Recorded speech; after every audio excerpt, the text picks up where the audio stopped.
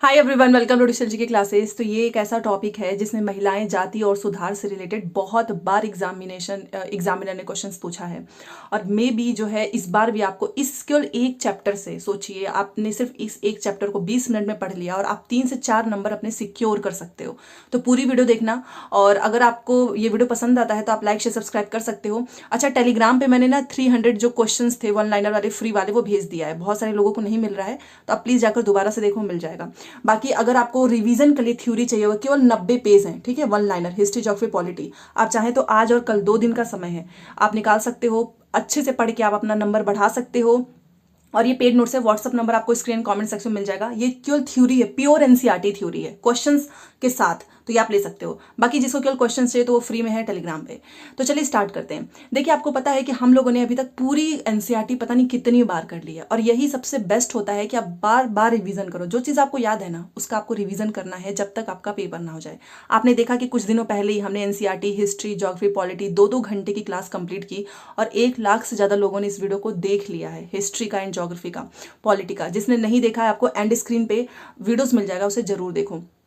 और इस वीडियोस के बाद से बहुत सारे लोगों के नंबर बढ़ने लगे हैं। अब ये जो एक चैप्टर है, ये पूरी एनसीईआरटी है, ये मेरे खुद के नोट्स हैं। यहाँ से एग्जामिनर ने जो क्वेश्चंस पूछा है उसे देखते हैं, और एक एक आप देखिएगा। तो हर साल पूछा हुआ है। सबसे पहले कि 19वीं सदी की शुरुआत में ही हमें सामाजिक रीति रिवाजों और मूल्य मान्यताओं से संबंधित बहस, मुबाहिसे और चर्चाओं का स्वरूप बदलता दिखाई देता है। और इसका एक बड़ा रीजन ये था कि संचार के जो नए तरीके हैं, मतलब मीडिया, मतलब जो इन्फॉर्मेशन है वो लोगों तक पहुंच रही थी, और उसके नए तरीके विकसित हो रहे थे। और यही क्वेश्चन पूछा था कि जो सारी चीजें लोगों तक पहुंच रही थी, इसका मेन रीजन क्या है? क्योंकि संचार के नए तरीके बदल रहे थे। जैसे कि पहली बार किताबें, ये डायरेक्ट लाइन पूछी है, पहली बार किताबें, अखबार, पत्रिकाएं, पर्चे और पुस्तिकाएं छप रही थी। ये चीजें ना केवल पुरानी साधनों के मुकाबले सस्ती थी, बल्कि उन पांडुलिपियों के मुकाबले ज्यादा लोगों की पहुंच में भी थी। तो ये डायरेक्ट लाइन पूछा हुआ है आपके 1 साल सीटेट में। जो जो क्वेश्चंस पूछे हैं वो मैं आपको बताती चलूंगी, ठीक है। उसके बाद से देखिए, आम लोग भी उन चीजों को पढ़ सकते थे, उनमें बहुत सारी अपनी भाषाओं में लिख सकते थे, अपने विचार बता सकते थे। नए शहरों में तमाम तरह के सामाजिक, राजनैतिक, आर्थिक और धार्मिक मुद्दों पर पुरुष और कभी कभी महिलाओं के बीच में डिस्कशन भी होता था।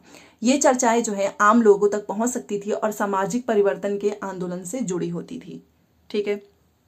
नेक्स्ट क्वेश्चन देखिए, ये है, और राजा राम मोहन राय जी से रिलेटेड बहुत बार पूछा है। सबसे पहले तो ध्यान रखिएगा कि ये एक तरीके के सुधारक थे, और इन्होंने कलकत्ता में ना ब्रह्मो सभा के नाम से एक संगठन बनाया था, जिसको बाद में हम ब्रह्मो समाज के नाम से जानते हैं, ठीक है। ब्रह्मो या ब्रह्मो समाज दोनों एक ही है।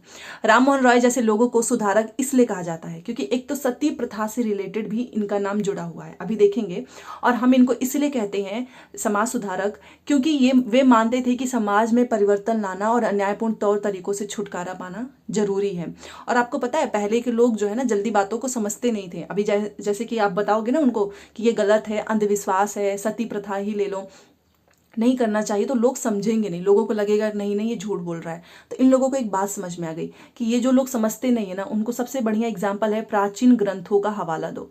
मतलब उनको बताओ कि देखो, ये जो तुम्हारा खुद का ग्रंथ है, इसमें भी तो ये चीज नहीं लिखी है, तो तुम ये क्यों कर रहे हो? तब लोग उस चीज को धीरे धीरे समझने लगे, और यही क्वेश्चन पूछा हुआ है, ठीक है। तो राजा राम मोहन राय जो है वो देश में पश्चिमी शिक्षा का प्रसार करने और महिलाओं के लिए ज्यादा स्वतंत्र और इक्वालिटी के फेवर में थे।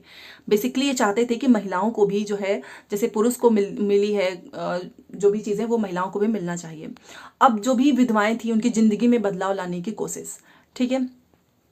देखिए, सबसे पहले तो सती प्रथा देखते हैं। आपको पता है कि सती प्रथा कितनी खतरनाक प्रथा थी कि अगर कोई महिला, ठीक है, कोई भी महिला है, अगर उसका हस्बैंड, पहले के जमाने में तो आप जानते हो कि बहुत ही कम एज में लड़कियों की शादी हो जाती थी, और वो भी ऐसे बुजुर्गों से होती थी जो वैसे भी ज्यादा दिन तक जिंदा रहने वाले नहीं है, बहुत बुढ़े बुढ़े लोगों से भी हो जाती थी। लड़कियों की एज मोस्टली कम होती थी। अब आप मुझे बताओ, कोई महिला जिसकी एज 15 है, 16 है, उसकी शादी आप 30-35 में कर दोगे, तो ऑब्वियस सी बात है कि किसी ना किसी बीमारी की वजह से, पहले उतनी मेडिकल फैसिलिटीज नहीं थी, हस्बैंड की डेथ जो है हो ही जाएगी। तो ये लोग क्या करते थे, इतनी कम उम्र की महिला को भी ना, जो जिस पे वो लेटा कर लेके जाएंगे हस्बैंड को, उसी के साथ जिंदा महिला को बैठा देंगे और जलाएंगे।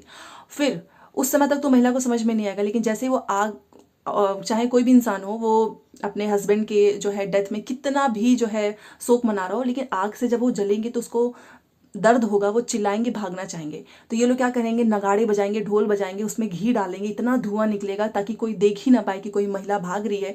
कोई महिला चिल्लाएगी तो उसको इतने वो म्यूजिक, मतलब वही जो नगाड़े वगैरह बजाते हैं उस शोर से महिला की आवाज़ भी नहीं सुनाई देगी, और धुएं जो है बहुत तेज तेज लपटें निकलेंगी, और एक अपने हाथ में मसाल लिए रहेंगे और जबरदस्ती उस महिला को उसमें धक्का देंगे। इस तरीके की प्रथा थी। सोचिए कितनी खतरनाक प्रथा है, जहाँ पर जिंदा ही महिलाओं को जला दिया जाता था।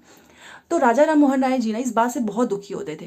वो ये सोचते थे कि यार ये विधवा औरतों के साथ तो कितनी बड़ी जाती हो रही है कि उनको अपनी जिंदगी में कितने दुख सहने पड़ रहे हैं। और इस बात को ध्यान में रखते हुए इवन अंग्रेज भी खिलाफ थे। ये जो सती प्रथा के खिलाफ जो एक्ट आया था ना, इन्होंने इसका विरोध किया। फिर इसके ऊपर जो पारित हुआ था कानून, वो अंग्रेजों की ही मदद से। ठीक है, अंग्रेजों को भी लगता था कि ये जो चीज़ें चल रही है ना, सती प्रथा, ये विधवा जो शादी नहीं करने देते थे, ये भी इसके अगेंस्ट में थे। तो इन लोगों ने फिर सती प्रथा के खिलाफ जो है मुहिम छेड़ दी। तो आप जानते हो कि जो लोग थे वो मानेंगे तो नहीं, उन्हें लगेगा कि यार ये हमारे धर्म में इंटरफेयर कर रहा है, खराब कर रहा है, हमारे लोग इससे जो है महिलाएं जो हैं बिगड़ जाएंगी। तो राजा राम मोहन राय जो है वो संस्कृत, फारसी तथा अन्य कई भारतीय एवं यूरोपीय भाषाओं के बहुत अच्छे ज्ञाता थे। और इन्होंने अपने लेखन के जरिए ये सिद्ध करने का प्रयास किया कि देखो, प्राचीन ग्रंथ में विधवाओं को जलाने की अनुमति कहीं पर भी नहीं दी गई है। यही लाइन पूछी हुई है। ठीक है, तब जाकर लोग समझे। फिर उसके बाद से ऐसा नहीं कि इन्होंने ये एक दिन में काम कर दिया, इनको भी बहुत सारे जो है अपशब्द लोगों ने बोला, पत्थर फेंके, बहुत सारी चीज़ें, बट ये अपने काम पे अडिग रहे। इनका था कि भाई महिलाओं को इस कष्ट से मुझे कैसे भी करके इनको जो है आज़ादी दिलवानी है। और 19वीं सदी के प्रारंभ तक बहुत सारे जो अंग्रेज अफसर थे वो भी भारतीय परंपराओं और रीति रिवाज की ना आलोचना करते थे। उन्हें भी लगता था कि कैसी प्रथा है कि एक हस्बैंड की डेथ हो जाती है तो उस महिला को सीधे जला रहे हैं, ये कैसी प्रथा है। और वे राजा राम मोहन राय के विचारों को सही मानते थे, क्योंकि उनकी एक विद्वान व्यक्ति के रूप में ना इमेज थी। और फाइनली 1829 में सती प्रथा पर पाबंदी लग गई। तो यही क्वेश्चन पूछता है कि सती प्रथा पर पाबंदी कब लगी और किसकी मदद से। ठीक है, और ये है हमारे महान राजा राम मोहन राय, और इन्होंने ब्रह्म समाज की भी संगठन किया है। ठीक है, ये देख सकते हैं आप इनकी फोटो। तो इस अभियान के लिए इन्होंने बहुत सारी स्ट्रेटेजी बनाई, और उसके बाद से इसको सुधारकों ने भी अपनाया। जब भी वे किसी भी हानिकारक प्रथा, ऐसा नहीं कि एक सती प्रथा ही थी, बट ये बहुत खतरनाक थी, इसके अलावा भी बहुत सारी हानिकारक प्रथा थी। तो जब लोग इसको चैलेंज करना चाहते थे तो अक्सर जो प्राचीन धार्मिक ग्रंथों से ना ऐसे श्लोक या फिर वाक्य ढूंढ कर लाएंगे जो उनकी सोच का समर्थन करते हो, ताकि जो लोग हैं ना वो उसको मना ना करें। इसके बाद से वे दलील देते थे कि देखो भाई, जो तुम रीति रिवाज कर रहे हो ना, ये हमारे प्रारंभिक परंपरा के खिलाफ है। तब जाकर ये बंद हुआ। ठीक है, तो उसी तरीके से आपका एक आता है कि विधवा विवाह, ये हैं ईश्वरचंद्र विद्यासागर जी, और इनको भी इसी तरीके की क्रिटिसाइज जो है लोगों ने किया। प्रसिद्ध सुधारक हैं ईश्वरचंद्र विद्यासागर जी ने, इन्होंने भी विधवा विवाह के पक्ष में, और एक एक लाइन आपके लिए इंपॉर्टेंट है। देखो, किसी को पता नहीं है कि क्या क्वेश्चंस बन जाए, बट हमारी रिस्पॉन्सिबिलिटी है कि हम अपनी पूरी तैयारी करके चलें। अगर आपने पूरी तैयारी की है तो फिर क्वेश्चंस कहीं से भी आए आप उसको कर लोगे। ठीक है, ये विधवा विवाह के जो है पक्ष में थे, और इन्होंने भी प्राचीन ग्रंथों का हवाला दिया। अंग्रेज सरकार ने, देखो अंग्रेज सरकार भी चाहते थे कि ये जो महिलाओं के साथ अत्याचार हो रहा है ये नहीं होना चाहिए, और अंग्रेज सरकार ने उनका यह सुझाव मान लिया। और ये लाइन पूछी हुई है कि विधवा विवाह के पक्ष में कानून कब पारित किया गया, तो वो है 1856। जो विधवाओं की विवाह का विरोध करते थे उन्होंने विद्यासागर का भी विरोध किया। मैंने आपको क्या बताया कि ये काम आसान नहीं होता है, अच्छे काम के लिए बहुत बहुत स्ट्रगल करना पड़ता है। गलत काम तो हर इंसान कर ही रहा है, वो फेमस भी हो जाते हैं, बट आप अच्छा काम करने निकलोगे तो 10 लोग आपका बहिष्कार करने लगेंगे, और इनके साथ भी यही हुआ। इनका विरोध किया गया, इनका बहिष्कार भी कर दिया गया। सोचिए। ठीक है, बट यही है कि अपने काम पे अडिग रहे, और फाइनली विधवा विवाह के पक्ष में भी एक कानून पारित हुआ। और आप इनकी फोटो देखिए, ये है हमारे ईश्वरचंद्र विद्यासागर। ठीक है, जिन्होंने हमारे समाज के लिए निस्वार्थ भावना से बहुत सारी चीज़ें सही हैं और बहुत सारे प्रयास भी किए हैं। ठीक है, अब उसके बाद से आपका ये दूसरा आता है, और ये क्वेश्चन पूछा हुआ है वीरेशलिंगम पंतलुनु। डायरेक्ट क्वेश्चन पूछा है। मद्रास प्रेसिडेंसी के तेलुगु भाषी इलाके में वीरेशलिंगम पंतलुनु ने विधवा विवाह के समर्थन में एक संगठन बनाया। क्वेश्चन पूछता है कि तेलुगु भाषी इलाके में विधवा विवाह के समर्थन में किसने संगठन बनाया, तो वो है वीरेशलिंगम पंतलुनु। ठीक है, ये भी बहुत इंपॉर्टेंट क्वेश्चन है। अब ये क्वेश्चन हम लोग कुछ दिन पहले ही कर रहे थे, और मैंने आपको बताया था ना कि वेद समाज वाला क्वेश्चन पूछा था कि वेद समाज आर्य समाज से प्रेरित था, बल्कि ये गलत है, वेद समाज ब्रह्म समाज से प्रेरित था। एंड उत्तर में आर्य समाज की स्थापना किया है स्वामी दयानंद सरस्वती जी ने, और इन्होंने भी विधवा विवाह का समर्थन किया। तो आर्य समाज की स्थापना किया है सरस्वती जी ने। इन्होंने ही 1875 में, ये डायरेक्ट लाइन पूछती है, आर्य समाज की स्थापना की। ठीक है, और आर्य समाज ने हिंदू धर्म को सुधारने का प्रयास किया था। डायरेक्ट लाइन पूछी हुई है। ठीक है, उसके बाद से आप ये देख सकते हो फोटो ये हमारे स्वामी दयानंद सरस्वती जिन्होंने आर्य समाज की स्थापना की है। ब्रह्म समाज की स्थापना की है राजा राम मोहन रॉय ने। ठीक है, अब देखो ये क्वेश्चन है पैडागोजी में पूछा था। तो लड़कियां ना स्कूल जाने लगती हैं, girls start going to school. तो क्या आपको लगता है ये बड़ा आसान है लड़कियों को स्कूल भेजना? बिल्कुल भी नहीं। कल मैंने एक शॉर्ट्स वीडियो बनाई थी जिसमें मैंने आपको बताया था कि पहले क्या होता था कि आप ना महिलाओं को बहुत कम आज़ादी नाम भर की थी, और एक तरह से उनकी छवि सिर्फ और सिर्फ हेल्प मतलब मदद करने के लिए थी। तो उसमें किसी का कमेंट आया कि हमारे यहाँ की तो महिला ऐसी नहीं है। वो प्रेजेंट की बात नहीं हो रही है, पास्ट में आप जान ही सकते हो कि क्या हाल होता था, पढ़ने नहीं दिया जाता था। बहुत सारी ऐसी विद्वान महिला हुई हैं जिन्होंने ज़बरदस्ती घर पे ही खुद पढ़ना लिखना सीखा। वही वाला ये चैप्टर है। तो बहुत सारे सुधारकों को लगता था कि देखो महिलाओं की दशा सुधारने के लिए सबसे बेस्ट तरीका होता है कि आप लड़कियों को एजुकेट करो। अगर आप एजुकेट नहीं हो, आपको अपने राइट्स नहीं पता है, तो आपके साथ जो भी टॉर्चर, जो भी अत्याचार होगा, आपको नहीं पता चलेगा कि क्या राइट है क्या रॉन्ग है।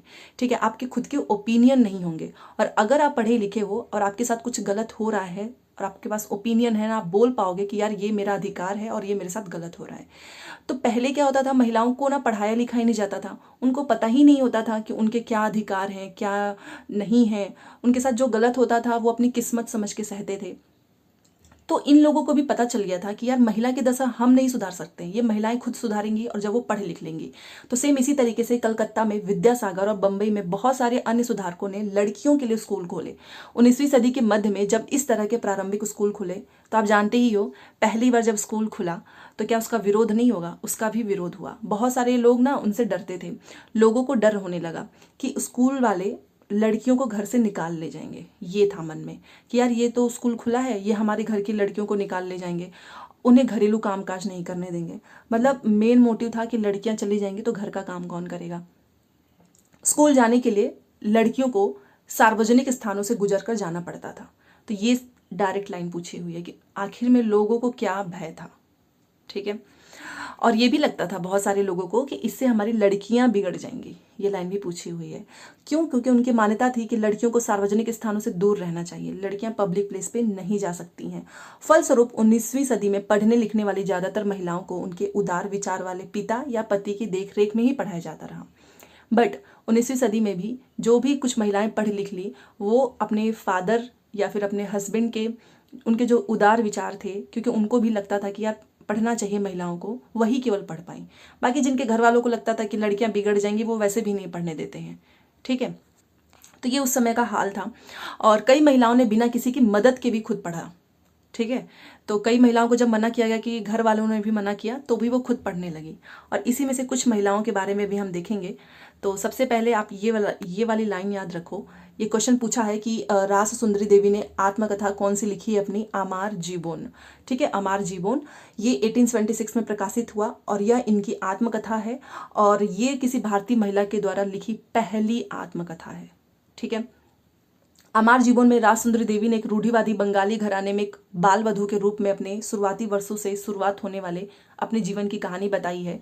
उन्होंने अपने स्ट्रगल, अपने एक्सपीरियंस, उस समय के दौरान एक महिला के रूप में जो भी सामाजिक पाबंदियां थीं उसका वर्णन किया है, और महिलाओं के जीवन से रिलेटेड जो भी चैलेंजेस हैं वो प्रदान किए हैं, और यह बंगाली में प्रकाशित हुआ था। तो ये पहली आत्मकथा है।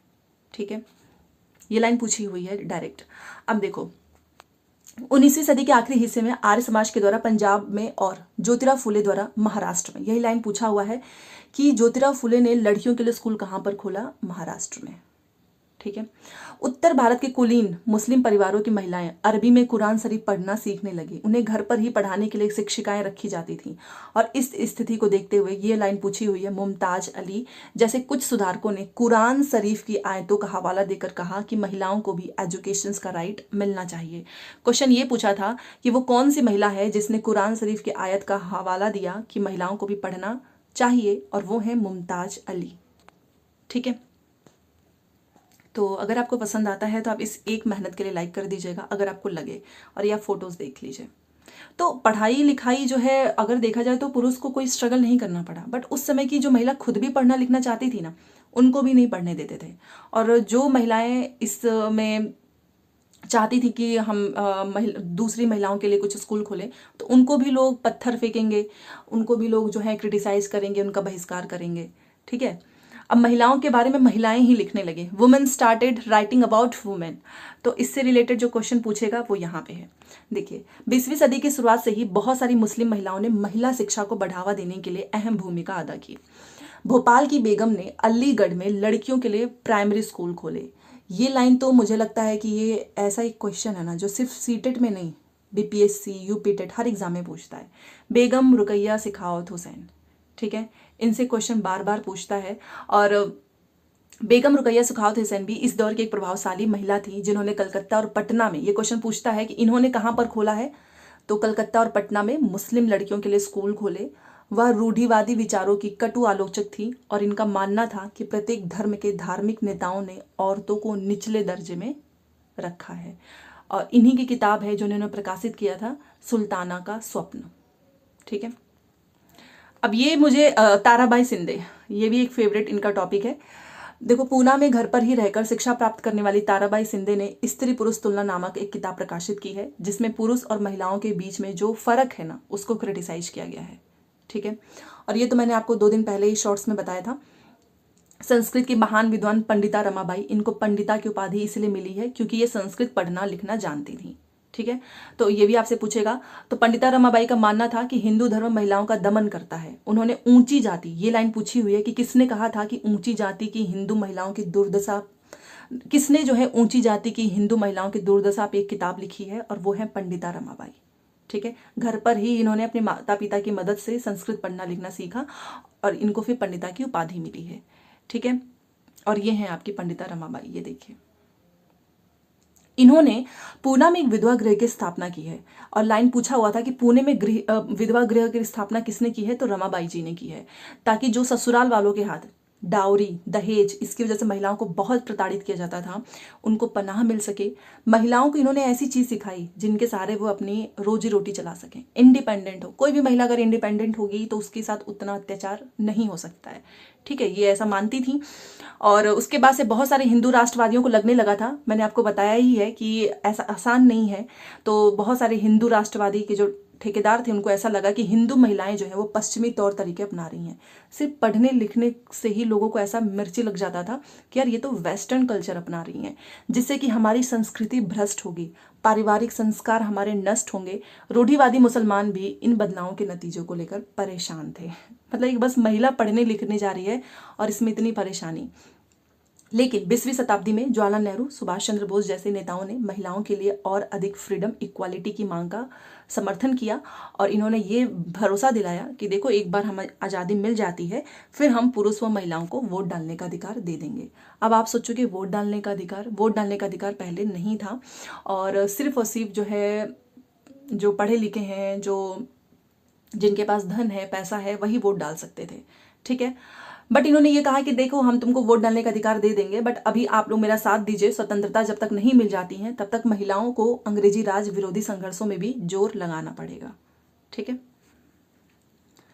उसके बाद से यहां पर आते हैं, ये देखिए, उसी में का एक कानून बनता है, लॉ अगेंस्ट चाइल्ड मैरिज। आपको पता है कि पहले बहुत कम उम्र में ही शादी हो जाती थी लड़के की या फिर लड़की की, और ये देखते ही नहीं थे, बस उनको लगता था कि अच्छा हाँ अब हो गए हैं 18 साल के, शादी कर दो, 16 साल के हो गए हैं, शादी कर दो। तो इसी में एक 1929 में बाल विवाह निषेध अधिनियम एक्ट पारित किया गया। इस कानून के बारे में वैसी कड़वी बहस और संघर्ष नहीं हुए जैसे पुराने सुधारवादी कानूनों के बारे में हुआ। इस कानून के अनुसार 18 साल से कम उम्र के लड़के और 16 साल से कम उम्र की लड़की की शादी नहीं हो सकती है। बाद में इसको उम्र को बढ़ाया गया है 21 व 18। 2 तरीके के क्वेश्चन पूछेगा। अगर आपसे पहले का पूछेगा तो कि बाल विवाह के विरुद्ध कितनी एज होनी चाहिए, तो लड़के का 18, मतलब इससे कम नहीं होना चाहिए, और लड़की का 16 से कम नहीं होना चाहिए। और अगर आपसे पूछे कि अब इस उम्र में क्या संशोधन किया गया है, तो अब लड़कों के लिए ना 21 कर दिया गया है और लड़कियों के लिए 18 कर दिया गया है। तो अब 18 से नीचे लड़की की शादी नहीं होगी, 21 से नीचे लड़के की शादी नहीं होगी। ठीक है, ये कानून है। अब कास्ट एंड सोशल रिफॉर्म, तो राजा राम मोहन राय ने जाति व्यवस्था को काफ़ी क्रिटिसाइज किया था और करने वाले एक पुराने बौद्ध ग्रंथ का अनुवाद किया। प्रार्थना समाज भक्ति परंपरा का समर्थक था, जिसमें सभी जातियों की आध्यात्मिक समानता पर जोर दिया गया था। और यहीं पे बोलूँगी कि 5 बजे जो 5 नहीं 6 बजे जो है आपका आज सोशल साइंस का है पैडागोजी, ठीक है, वो भी हो जाएगा। तो चैनल को सब्सक्राइब करके बेल आइकन प्रेस कर लेना ताकि आपको नोटिफिकेशंस मिल जाए हमारे क्लास की। उसके बाद से देखिए, प्रार्थना समाज याद रखिएगा ये भक्ति परंपरा का समर्थक था, जिसमें सभी जातियों की आध्यात्मिक समानता पर जोर दिया गया है। जाति उन्मूलन के लिए काम करने के लिए बंबई में 1840 में परमहंस मंडली का गठन किया गया। तो ध्यान दीजिएगा, जाति उन्मूलन के लिए इसका गठन किया गया है। इन सुधारकों और सुधार संगठनों के सदस्यों में बहुत सारे ऊंची जातियों के लोग भी थे, ठीक है। 19वीं सदी में ईसाई प्रचारक आदिवासी समुदाय और निचली जातियों के बच्चों के लिए स्कूल खोले गए थे। इस प्रकार इन बच्चों को बदलती दुनिया में अपना रास्ता ढूंढने के लिए साधन मिलने लगे। कुछ लोग असम, मॉरिशस, त्रिनाद, इंडोनेशिया आदि स्थानों पर बागानों में काम करने भी चले गए। नए स्थानों पर काम अक्सर बहुत कठोर था, परंतु गरीबों, निचली जातियों के लोगों को यह गाँव में स्वर्ण जमींदारों द्वारा उनके जीवन पर दमनकारी कब्जे और दैनिक अपमान से छुटकारा दिलाने का एक मौका था, ठीक है। सेना में भी लोगों की जरूरत बढ़ गई थी। अछूत माने जाने वाले महार समुदाय के बहुत सारे लोगों को महार रेजिमेंट में नौकरी मिल गई।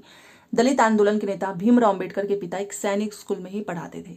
और ये है वेरी वेरी इंपॉर्टेंट लाइन, ये पूरी ही लाइन छपी हुई है स्टेटमेंट वाले में, ठीक है। बाकी एग्जाम हो जाएगा तो मैं आपको बताऊंगी ही कि देखिए एक एक क्वेश्चन आपको हमारे नोट से ही मिला है, तो जिसे भरोसा नहीं भी है उसे भी हो जाएगा, ठीक है। समानता और न्याय की मांग, demand for equality and justice. देखो क्या हुआ, और ये वाली लाइन भी पूछी हुई है, सतनामी आंदोलन की शुरुआत किसने की है? घासीदास जी ने, क्वेश्चन पूछा हुआ है। देखो क्या हुआ कि मध्य भारत में सतनामी आंदोलन की शुरुआत हो गई, घासीदास जी ने की, जिन्होंने चमड़े का काम करने वालों को संगठित किया और उनकी सामाजिक स्थिति में सुधार के लिए आंदोलन स्टार्ट किया। तो ये आपसे पूछे कि किसको संगठित किया है, तो चमड़े का काम करने वालों को, ठीक है। पूर्वी बंगाल में हरिदास ठाकुर के मंतुआ पथ, याद रखना, मंतुआ पंथ ने चांडाल काश्तकारों के बीच में काम किया। हरिदास ने जाति व्यवस्था को सही ठहराने वाले ब्राह्मणवादी ग्रंथों पर सवाल उठाया, ठीक है। जिसे हम आज केरल कहते हैं, वहां पे एझावा जाति के श्री नारायण गुरु ने अपने लोगों के बीच में एकता का आदर्श रखा। उन्होंने जातिगत भिन्नता के आधार पर लोगों के बीच भेदभाव करने का विरोध किया। उनके अनुसार सारी मानवता ही एक जाति है। मतलब ये बोलते थे यार ये कास्ट वास्ट क्या है भाई, ह्यूमैनिटी ही है एक हमारी जाति, और यही है, कुछ नहीं होता है कास्ट वास्ट। हम सब क्या है, ह्यूमन है, और हम सब ह्यूमैनिटी ही होनी चाहिए। एक दूसरे को देखकर, उनके जाति के बारे में सोचकर आपको उनके साथ बिहेव नहीं करना चाहिए, ठीक है, ऐसा इनको लगता था। तो उसके बाद से आपकी आती है गुलामगिरी। निम्न जाति नेताओं में ज्योतिराव फुले जो है ना, सबसे एक तरीके से फेमस नेता माने जाते थे। और इन्होंने, इनकी जो किताब है ना गुलामगिरी, इन्होंने समर्पित किया है अमेरिका में दास प्रथा युद्ध के जो लोग थे उनको। ये क्वेश्चन पूछा हुआ है। देखिए 1827 में इनका जन्म हुआ और ये ईसाई प्रचारक द्वारा खोले गए स्कूल में शिक्षा पाए। बड़े होने पर इन्होंने जातीयधारी समाज में जो फैला अन्याय था उस पर अपना विचार रखा। उन्होंने ब्राह्मण के इस दावे पर खुलकर हमला बोला कि आर्य होने के कारण वे औरों से श्रेष्ठ हैं। मतलब वो अपने आप को आर्य बोलते थे वो लोग। तो इनका तर्क था कि आर्य तो विदेशी थे जो कि उपमहाद्वीप के बाहर से आए थे, और उन्होंने इस मिट्टी के असली वारिस आर्यों के आने से पहले यहाँ रह रहे मूल निवासियों को हराकर उन्हें गुलाम बना लिया था। जब आर्यों ने अपना प्रभुत्व स्थापित कर लिया तो वे पराजित जनता को नीच, निम्न जाति वाला मानने लगे।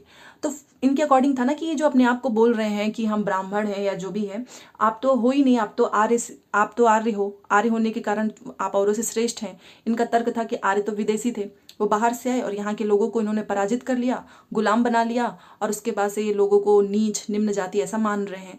फूले के अनुसार जो है ऊंची जातियों का उनकी जमीन और सत्ता पर कोई अधिकार नहीं है क्योंकि वे विदेशी हैं, ठीक है। यह धरती यहाँ के देसी लोगों की, कथित निम्न जाति के लोगों की है, इन्होंने ऐसा बोला। इनकी किताब है 1873, डेट याद रखिएगा, गुलामगिरी। ये इन्होंने किताब लिखा है और इससे लगभग 10 साल पहले अमेरिकी गृह युद्ध हो चुका था। जब इन्होंने ये किताब लिखी ना, उससे 10 साल पहले ही अमेरिका में गृह युद्ध हो चुका था, जिसके फलस्वरूप अमेरिका में दास प्रथा खत्म कर दिया गया था। तो फूले ने अपनी पुस्तक उन सभी अमेरिकियों को समर्पित की जिन्होंने गुलामों को मुक्ति दिलाने के लिए संघर्ष किया था। तो इनकी ये जो किताब है वो समर्पित है अमेरिका गृह युद्ध, इतना लाइन याद रखना। इस तरह उन्होंने भारत की निम्न जाति और अमेरिका के काले गुलामों की दुर्दशा को एक दूसरे से रिलेट कर दिया। और ये हैं हमारे ज्योतिराव फुले, ठीक है। तो जाति सुधार का यह आंदोलन 20वीं सदी में भी पश्चिम भारत में भीमराव अंबेडकर जी और दक्षिण में ईवी रामास्वामी नायकर जैसे महान दलित नेताओं के नेतृत्व में चलता रहा। अब देखो सबको पता है कि जाति सुधार का जो है उसमें बड़ा योगदान है भीमराव अंबेडकर जी का, बट बहुत कम लोग जानते हैं कि दक्षिण में जो है ना हमारे रामास्वामी नायकर, इन्होंने भी नेतृत्व किया है इसके खिलाफ, मतलब ये जो इसमें साथ दिया है। तो आपको याद रखना है कि दक्षिण का जो इन संभाला था मोर्चा वो है रामास्वामी नायकर। ठीक है। तो मंदिरों में कौन जा सकता था? Who could go to temples, ये एक टॉपिक है। देखो अंबेडकर जी जो है वो एक महार परिवार में पैदा हुए थे और बचपन में इन्होंने इस बात को बहुत नजदीक से देखा था कि किस तरीके से डेली लाइफ में उनको जातीय भेदभाव और पूर्वाग्रह, प्रिजुडाइज क्या होता है। स्कूल में उन्हें कक्षा के बाहर, क्लास से बाहर जमीन पर बैठना पड़ता था। उन्हें स्वर्ण बच्चों के द्वारा इस्तेमाल किए गए वाला जो नल है ना, उसे पानी पीने की परमिशन नहीं थी। स्कूल की पढ़ाई पूरी करने के बाद उन्हें उच्च अध्ययन के लिए अमेरिका जाने हेतु फेलोशिप मिल गई थी। 1919 में भारत लौटने पर उन्होंने समकालीन समाज में उच्च जातीय सत्ता संरचना पर काफी लिखा।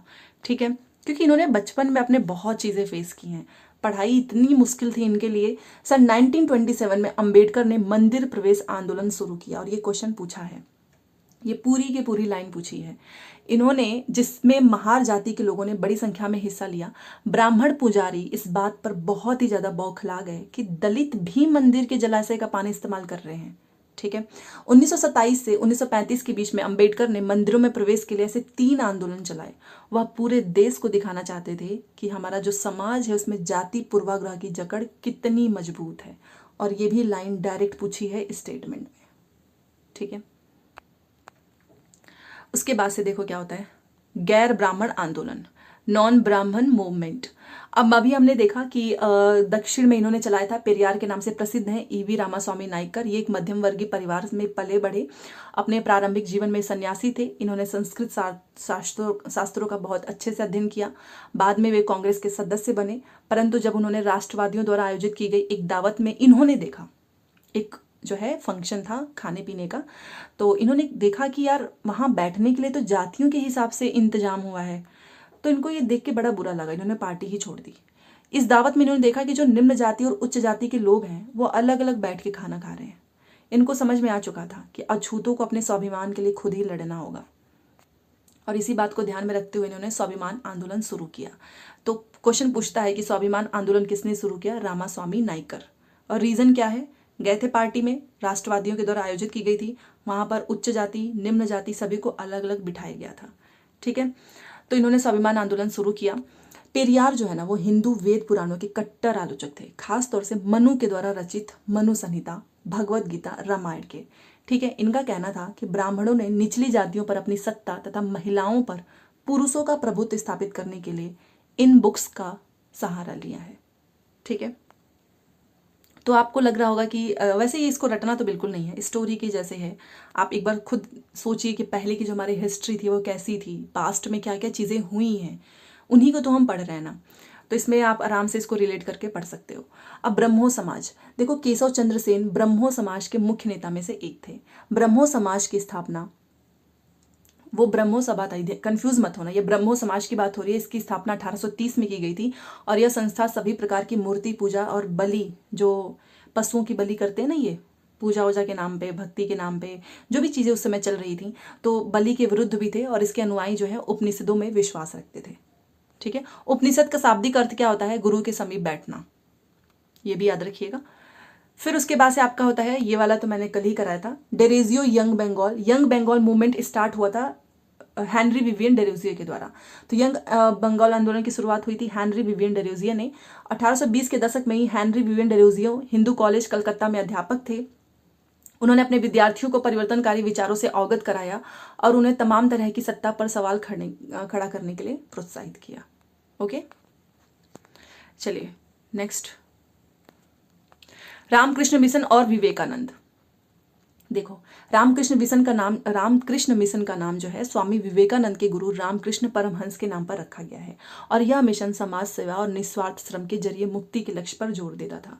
स्वामी विवेकानंद जी का बचपन का नाम था नरेंद्र नाथ दत्त, और आपको पता है कि ये जो है 1893 में, सितंबर 1893 में यूएसए में शिकागो में जो एक आयोजित हो रहा था धर्म सम्मेलन, उसमें ये भाग लिए थे। तो क्वेश्चन पूछता है कि धर्म सम्मेलन में ये कब भाग लिए थे? 1893 शिकागो। विश्व धर्म की पहली संसद थी 1893 में शिकागो में आयोजित की गई थी। इसने सभी अलग अलग धर्मों को एक समान मंच पर लाने के लिए ठोस प्रयास को चिन्हित किया, जहां सभी धर्मों के नेता और प्रतिनिधि संवाद करने और अपने विचार साझा करने के में सक्षम थे। ठीक है, उसके बाद से आता है आपका प्रार्थना समाज।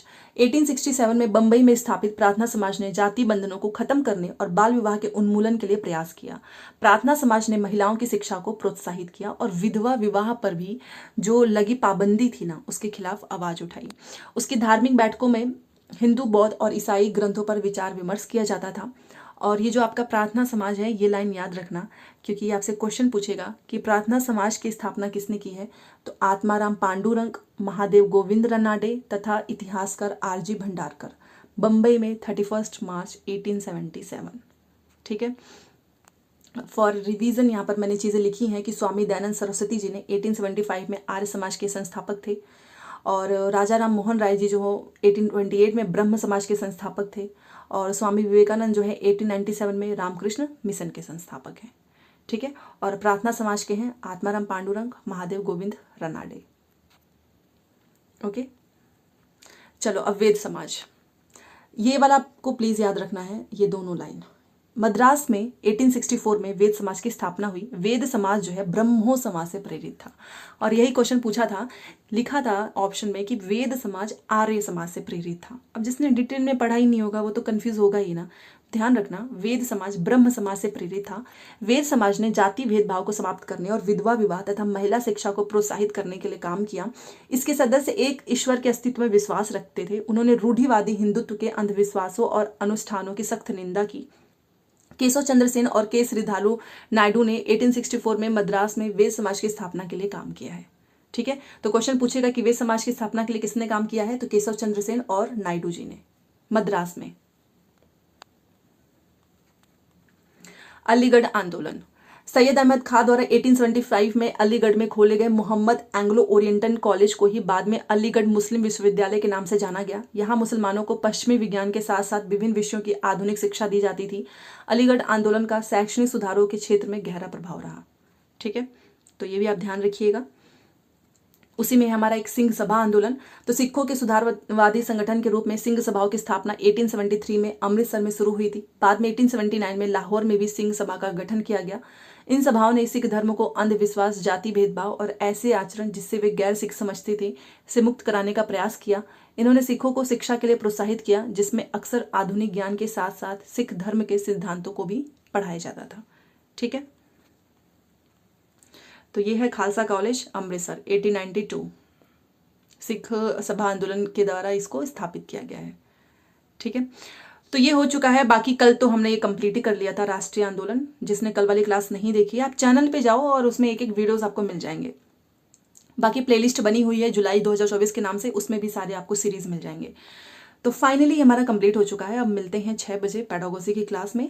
ठीक है, और वीडियो को लाइक शेयर सब्सक्राइब कर दो। नोट्स चाहिए होगा 1 लाइनर, केवल 90 पेज है, तो आप अभी भी रिवीजन करने के लिए ले सकते हो। ठीक है, व्हाट्सएप पे मैसेज कर देना, और क्वेश्चंस अगर चाहिए होगे तो वो टेलीग्राम पे मिलेगा, ओनली क्वेश्चंस। चलो, थैंक्स फॉर वॉचिंग।